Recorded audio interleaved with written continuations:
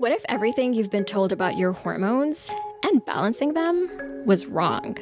Or at the very least, not quite the whole story. I'm naturopathic Dr. Hussain, and this is Phase to Phase, the Hormone Health Show. If you've ever felt dismissed, confused, overwhelmed, or like you're completely losing your mind trying to find answers to your hormonal health, you're in the right place. In this first episode, I'm taking you through why I started this podcast, what you can expect, and what makes this space different. Truth is, I've been thinking about this podcast for a very long time, like years. And as a professional overthinker who thinks about thinking, I thought of all the reasons why I should do it. And like a true overthinker, then I thought about all the reasons why I shouldn't do it. And there were way more of those. But here's the thing. We're at a time and place and this critical moment where hormone health is actually in the spotlight more than ever before. And we're also seeing a scaling back of reproductive rights and an increase in health inequities. We're in this age of information where we also have misinformation and disinformation, and there's too many people out there that are preying off people's insecurities, and we deserve better. Women need real evidence-based information about their hormones, about their bodies, not marketing, not dismissal, not $500 detoxes, and not fear-mongering. We need the facts, the science, and real solutions. So I thought, why not now? And actually, if not now, then when? So I emailed my producer, Sarah, and she had actually been nudging me for years to do this podcast on hormone health. And one day when the pros outweighed the cons, there were no take-backsies after that. Fun fact, Sarah and I actually went to high school together. Let's do a little shout out to Bayview Secondary School in Richmond Hill, Ontario. And that's actually a great segue into my own story and how I got here to doing this work. And let me take you back to 13-year-old Anne, who got her first period as a complete and utter surprise. Shock, I should say. I came home from school one day. I was living in Karachi, Pakistan at the time, because that's where I did my elementary school. And I was bleeding from the inside, which was alarming because I had never learned about menstrual health. I had never learned anything about sexual or reproductive health. I didn't know that those TV commercials with the white pads and the blue dyes were anything about me. And as I looked at this blood and felt totally normal in many, many ways and couldn't find the source, tears started streaming down my face. I went crying to my mom and I told her that I was bleeding from the inside. And to my surprise, she did not break down into tears. She smiled and she said to me, "This is something that happens every month. It's a period. This is how you use a pad." She told me a few things, and that was my menstrual education. That was it. I had never learned about it. No one around me talked about it, at least not openly. I thought when my friends were checking their school uniforms for like their butts, they were looking for gum or dirt, not leakage. And then when I came to Canada and started high school, I also did not learn about reproductive health or menstrual health because that had already been taught in elementary school. I did learn about bananas and condoms, but not about menstrual health. As I got a little older, I started getting irregular cycles, acne, hair growth on my face, and then I was prescribed the pill, which is a great solution for many, many reasons for many, many people. But I started getting migraines and low mood on it, so I came off it. And it turned out eventually that I had PCOS, or polycystic ovary syndrome. I pored over my textbooks. I was at McMaster University studying biochemistry at the time, and I had access to PubMed, read lots of research papers, found a naturopathic doctor myself. And because I'm the type of person who can't just learn something, I apparently have to become it. Here we are. I've been in clinical practice as a naturopathic doctor for over 10 years now. I practice in Ontario with in-person locations in Newmarket and Barrie. And in that time, I've seen hundreds and hundreds and hundreds of women and have supported them through their hormonal health. I'm also a Menopause Society certified practitioner. Just in case you're wondering, the Menopause Society is the leading authority in menopause care in North America. I also wrote a book called The Period Literacy Handbook. I teach clinicians about hormonal health. And apparently now I'm also a podcaster. And I welcome you to Phase to Phase. Here's my promise to you as we embark on this journey together. I can't offer medical advice in this setting, but at the end of each episode, you'll understand something new about your body, have some practical steps that you can take, and feel more confident advocating for yourself in healthcare settings. I've been in your shoes as a patient and continue to be a patient with my own doctors. One of the things that really fires me up is when I sit across from patients and they come in and tell me things like, Dr. Ann, I went to my doctor today and told them about my hot flashes and how they're affecting my energy and my mood and my sleep. And you know what they said to me? He said, go to Canadian Tire and buy a fan. Another patient recently told me that she was having a lot of pain and irritation down there, and she had not been intimate with her partner for over a year. And her doctor, the first thing that came out of his mouth was, your poor husband. And then I have PCOS patients who have made such amazing progress in their health by implementing nutrition changes, exercise changes. They've changed their body composition, and they end up in a doctor's office only to be told that they're lazy and fat and they should go lose weight. Don't get me wrong, there's lots of lovely doctors out there and lots of well-supported patients out there. However, we need better tools for those of you who are unsupported, and we need better tools and advocacy efforts so that you feel supported in your health and healthcare. Most of your health is going to happen outside of that doctor's office, and that's what you can expect from this show. We're going to decode your hormone health together. You're going to learn when to trust your gut, when to push for more or seek another opinion, how to make better health decisions. And let me tell you, health decision making is not black and white. It is really difficult, and it can be very challenging when you have a complex condition. And hormonal health has this complexity to it where it can affect multiple systems in your body, from how you feel mood-wise, from your energy levels, to your actual bleeding patterns, and your digestion. We need to take into account who you are, your history, your circumstances, your goals, and your values. We're obviously going to talk a lot about sex hormones, especially estrogen and progesterone, but we're also going to talk about your other hormones like cortisol and insulin and thyroid. Because here's the thing that you may not have heard before. Your hormones happen to you, and you happen to your hormones. Nothing works in isolation. Everything is connected. So we need to think about hormonal health in that way.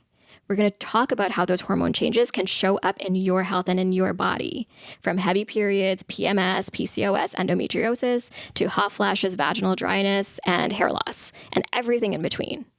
You're going to get practical tools like how to track your symptoms that actually matter, questions to ask your doctor, and how to spot the difference between evidence-based advice and expensive snake oil.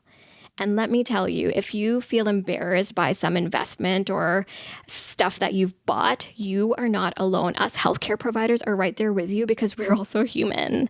I have definitely, and I'm thinking of a specific example where I bought this tea blend many years ago thinking that it would get rid of my facial hair. It did not. And here's the thing, we're in this time where we have access to so much information, as I mentioned at the beginning. Some of it is great, right? Like it's great to have so much information, but some of it is trash. And some of it is propaganda. As a naturopathic doctor, I straddle this world that is the medical system and the wellness industry. And these are two multi-billion-dollar industries. And they don't always play well together and are often even pitted against one another. I truly think that collaborative, integrative care is the way to support us, especially when it comes to complex issues like hormonal health. But the key is to distinguish between approaches backed by evidence versus expensive promises that prey on your fears and emotions, that tug at your heartstrings at marketing. And my goal is for all of us to be smarter and more discerning consumers in both spaces, because your health is worth more than anyone's profit margin. Your health should be able to allow you to do whatever you want to do to bring your dreams and reality and your goals to life. And it also matters beyond you, because we can't advocate for other people if we're exhausting from managing our undiagnosed symptoms. We can't fight for equity if we're having hot flashes that are disrupting our sleep and our mood. We can't lift each other up if we're spending all our energy just trying to feel normal. Women have this invisible load. We have been bearing the burden of responsibility of all the things since time immemorial. However, we're at this point in time where we need all of us to amplify community, compassion, humanity, and equity.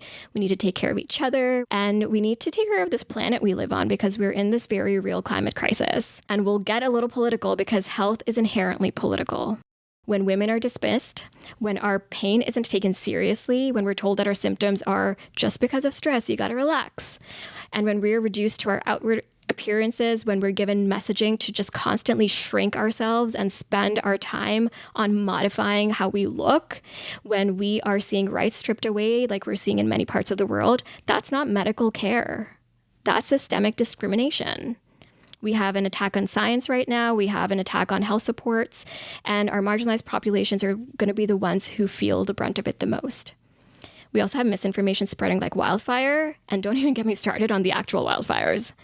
We need more evidence-based voices in this space and in all spaces, because that's how we move forward. So I want to offer you clarity and direction to lift yourself up and to lift the people around you up, whether it's only within your community or family, because that does have a ripple effect.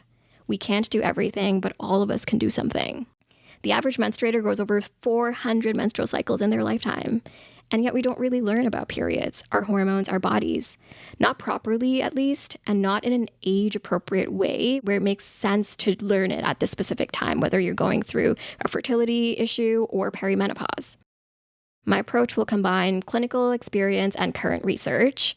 And I'm going to encourage you to really listen to what you're experiencing in your body, because when it comes to hormone health, your experience matters. We marry it to the rest of what we know. And like I said before, I can't give you medical advice, but I can put you on the path to help you to get that, to get the care that you need and deserve. I'll do my best to make complex concepts understandable and practical for you. I'm not particularly great at making good metaphors, I'll be very frank with you. But I'll bring on experts who can fill in my knowledge gaps and enrich our understanding of hormone health. Fellow healthcare professionals, people in the nonprofit space, scientists and researchers, and industry experts. And maybe they'll have some better metaphors than me. We'll learn, we'll unlearn, we'll relearn. And as much as I hate being wrong in my personal life, especially when it comes to my husband and brother, I promise to correct mistakes to the best of my ability, because that's how learning works, that's how growth works, and that's how science works. We have to be willing to change our minds when we're presented with better, newer, and more factual information. That's how we move forward. You're also going to get a little glimpse into the chaos and overthinking mind of mine. And you'll probably also see some of my emotions come out, usually as tears. Maybe you relate to that. But that's real life. That's real life with hormones. It's messy, it's up and down, and that's very natural. It's not a good thing or a bad thing. It really is simply a thing.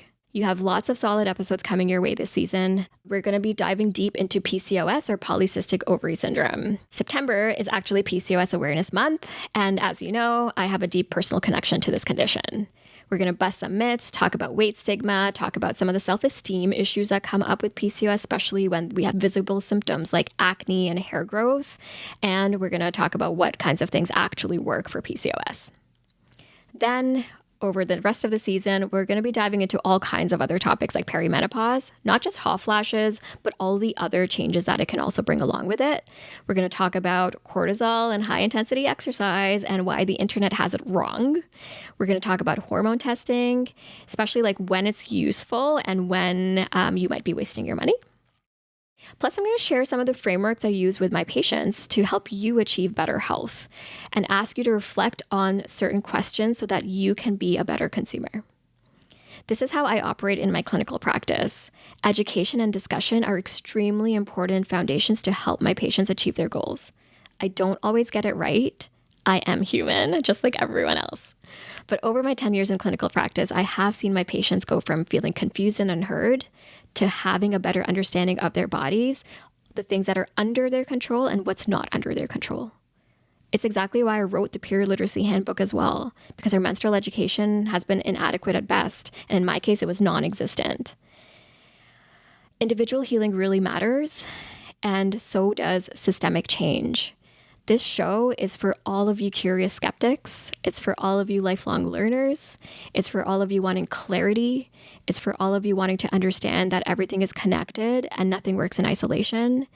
It's for all of you who want to leave this world a little bit of a better place. and who want to feel well without being made to feel like you're broken.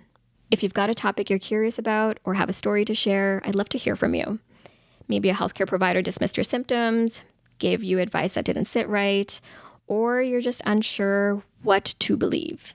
Send it my way. You can DM me on Instagram. My handle is @dr.annhussain, or through my website. And we can keep it anonymous if you want. Your stories might help shape a future episode. You might not trust me yet, and that's totally okay. At the very least, I hope you listen with curiosity and an open mind. I hope you reflect on the things that you hear on this podcast. I hope that you're more discerning. And I hope that you become the expert on your own body because you know your body best. I really think that together we can change the way hormone health is understood and treated. I'm Dr. Ann Hussain, and this is just the beginning of Phase to Phase, the Hormone Health Podcast. Whether you're in your follicular phase, perimenopause phase, career building phase, or questioning everything phase, you deserve answers. You deserve care, and you deserve to feel well. Subscribe and follow wherever you get your podcasts or at face2face.ca.